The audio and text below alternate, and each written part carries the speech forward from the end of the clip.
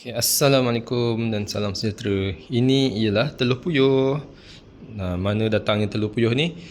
Ini datang daripada puyuh yang saya pelihara sendiri di rumah. Okay, jom kita tengok burung puyuh yang saya bela tu.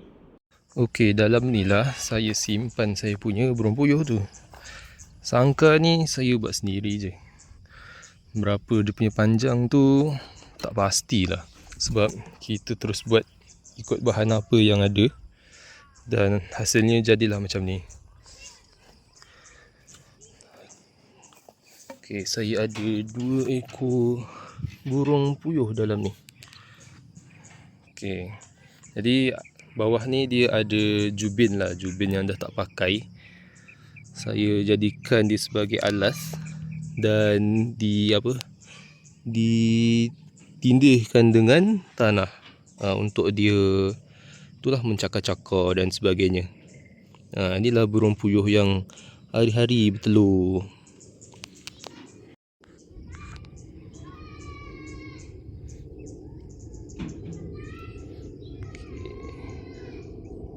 Saya bagi dia makan dedak je hari-hari.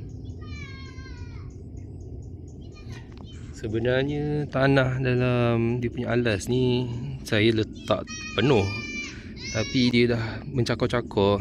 Jadi nampaklah jubin-jubin ni terdedah sikit selepas dicakar-cakar oleh budak 2 ekor ni.